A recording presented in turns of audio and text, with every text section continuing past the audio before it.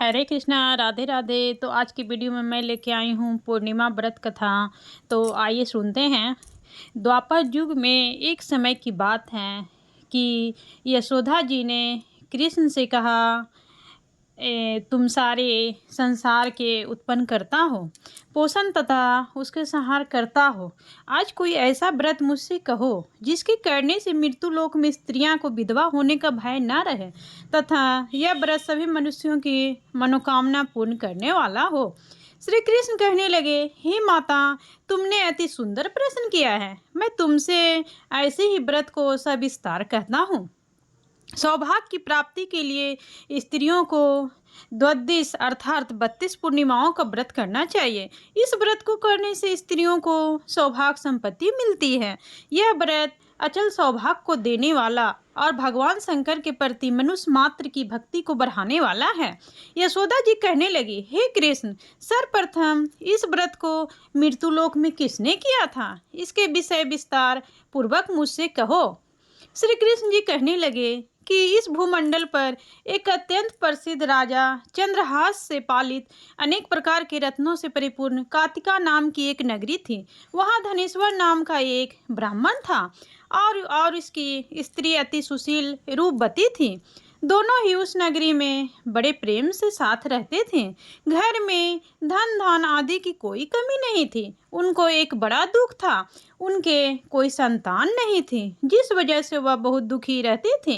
एक दिन एक बड़ा तपस्वी योगी उस नगर में आया। वह योगी बाकी सभी घरों से भिक्षा मांगकर भोजन किया करता था, लेकिन उस ब्राह्मण के घर से भिक्षा नहीं मांगा करता था। एक दिन योगी गंगा किनारे भिक्षा मांगकर प्रेम पूर्वक खा रहा था कि धनेश्वर ने योगी को यह सब करते देख लिया। सब कार्य किसी प्रकार से देख लिया। अपनी भिक्षा अनादर से दुखी होकर धनेश्वर योगी से बोले, और सभी घरों से भिक्षा लेते हैं, परंतु मेरे घर की भिक्षा कभी भी नहीं लेते, इसका कारण क्या है? योगी कहने लगा, आपके धर्म हमें इस बात की आज्ञा नहीं देता, क्योंकि अभी आप गृहस्थ जीवन में एक सुख से वंचित हैं। आपके घर संतान होने पर मैं आपके घर से भी भिक्षा स्वीकार कर लूँगा। उन्होंने कहा कि जिसे संतान नहीं है उसके घर से भिक्षा लेने से मेरे भी पतित हो जाने का भय है। धनेश्वर यह सब बात सुनकर बहुत दुखी हुआ और हाथ जोड़कर योगी के पैरों पर गिर पड़ा तथा दुखी मन से कहने लगा कि आप मुझे संतान प्राप्ति के उपाय बताएं। आप सर्वज्ञ हैं, मुझ पर अवश्य यह कृपा कीजिए।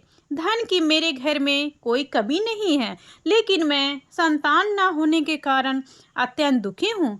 आप मेरे इस दुख का हरण कीजिए। यह सुनकर योगी कहने लगे, तुम चंडी की आराधना करो। घर पहुंचकर उन्होंने यह सारी बात अपनी पत्नी को बताई और खुद वन में चला गया।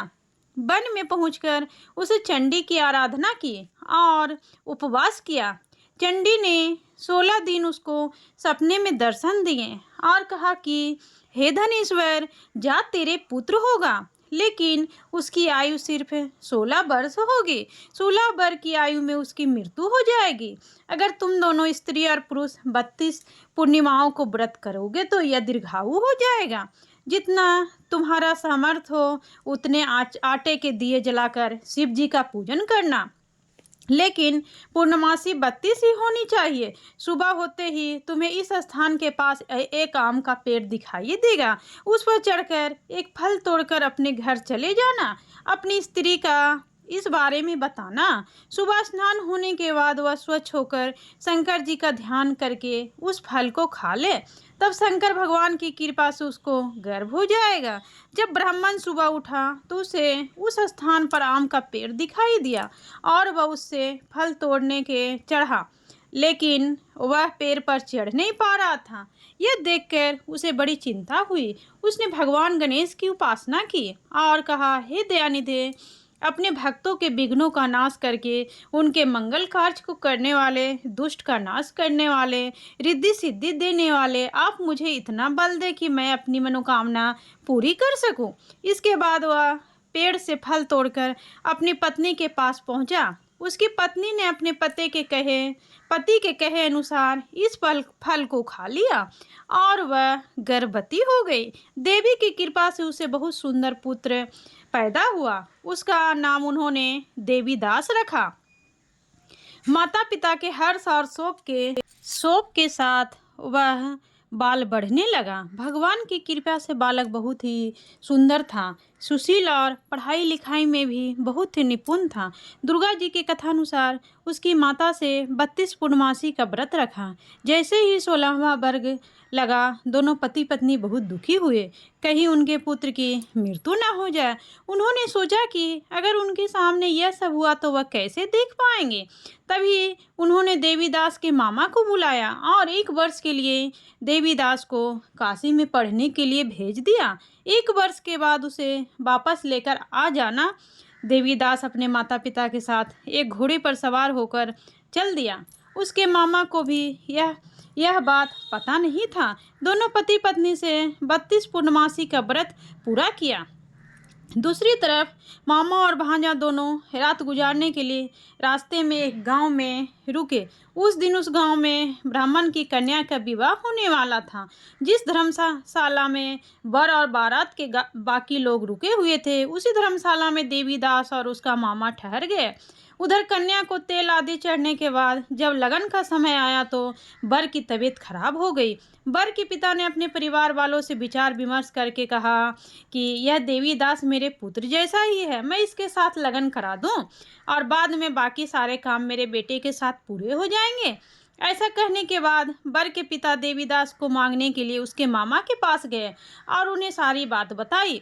मामा ने कहा कि कन्यादान में जो कुछ भी मिलेगा वो हमें दे दिया जाए। वर के पिता ने बात स्वीकार कर ली। इसके बाद देवीदास का विवाह कन्या के साथ संपन्न हो गया। इसके बाद वह अपनी पत्नी के साथ भोजन न कर सका और मन में विचार करने लगा, ना जाने यह किसकी पत्नी होगी। यह सोचकर उसकी आंखों में आंसू आ गए। तब वधू ने पूछा कि क्या बात है, आप उदास क्यों हैं? तब उसने सारी बातें पत्नी को बता दी। तब कन्या कहने लगी, यह ब्रह्मा विवाद के विपरीत है। आप ही मेरे पति है, मैं आपकी पत्नी रहूंगी, किसी अन्य की कभी नहीं। तब देवीदास ने कहा, ऐसा मत करिए, क्योंकि मेरी आयु बहुत कम है, मेरे बात आपका क्या होगा। लेकिन उसकी पत्नी नहीं मानी और बोली, स्वामी आप भोजन कीजिए। दोनों रात में सोने के लिए चले गए। सुबह देवीदास ने पत्नी के 4 नगों से जड़ी एक अंगूठी दी और एक रुमाल दिया और बोला कि हे प्रिय, इसे लो और संकेत समझकर स्थित चित हो जाओ। मेरे मरण और जीवन जानने के लिए एक पुष्प वाटिका बना लो, उसमें सुगंधी वाली एक नवमल्लिका लगा लो, उसको प्रतिदिन जल से सींचा करें और आनंद के साथ खेलो कूदो। जिस समय और जिस दिन मेरा प्राणनाथ होगा उस दिन यह फूल सूख जाएंगे। जब यह फिर से हरे हो जाएं तो जान लेना मैं जीवित हूँ। यह समझाकर वह वहाँ से चला गया। इसके बाद जब वर और बाकी बाराती मंडप में आए तो कन्या ने उसे देखकर कहा कि ये मेरा पति नहीं है, मेरे पति वह है जिनके साथ रात में विवाद हुआ है। इसके साथ मेरा विवाह नहीं हुआ है। अगर यह वही है तो यह बताएं कि मैंने इसे क्या दिया है, साथ ही कन्यादान के समय को आभूषण मिले उन्हें दिखाएं। कन्या की सारी बातें सुनकर वह कहने लगा कि मैं यह सब नहीं जानता। इसके बाद सारी बारात भी अपमानित होकर लौट गए। भगवान कृष्ण बोले, हे माता, इस प्रकार देवीदास काशी चला गया। कुछ समय बीत गया तो एक सर्प उसको डसने के लिए वहां आया, लेकिन वह उसको काट नहीं पाया क्योंकि उसकी माता ने पहले ही 32 पूर्णिमा का व्रत कर लिए थे। इसके बाद खुद काल वहां पहुंचा। भगवान की कृपा से तभी वहां माता पार्वती और भगवान गणेश आ गए। देवीदास को मूर्छित दशा में देखकर माता पार्वती ने भगवान शिव से प्रार्थना की कि महाराज, इस बालक की माता ने पहले 32 पूर्णिमा के व्रत कर लिए हैं, आप इसको प्राण दें। भगवान शिव ने माता पार्वती के कहने पर उसे प्राण दान दे दिया। उधर उसकी पत्नी उसके काल की प्रतीक्षा कर रही थी। उसकी पत्नी ने जाकर देखा कि पुष्प और पत्र दोनों ही नहीं हैं। तो उसको बहुत आश्चर्य हुआ, और जब उसने देखा कि पुष्प वाटिका फिर से हरी हो गई है, तो वह समझ गई कि उसकी पति जिंदा हो गया है। इसके बाद वह बहुत ही प्रसन्न होकर अपने पिता से कहने लगी कि मेरे पति जीवित हैं, उनको ढूंढिए। जब 16वां वर्ष व्यतीत हो गया तो देवीदास भी अपने मामा के साथ काशी चल दिया। इधर उसकी पत्नी के परिवार वाले उन्हें ढूंढने के लिए जा ही रहे थे कि उन्होंने देखा कि देवीदास और उसका मामा उधर ही आ रहे थे। उसको देखकर उनके ससुर बहुत प्रसन्न हुए और उसे अपने घर ले आए। वहाँ सारा बगैर इकट्ठा हो गया और कन्या ने भी उसे पहचान लिया। देवीदास ने इसके बाद अपनी पत्नी और मामा को लेकर वहाँ से चल दिया। उसके ससुर ने भी उसे बहुत धन दहेज दिया।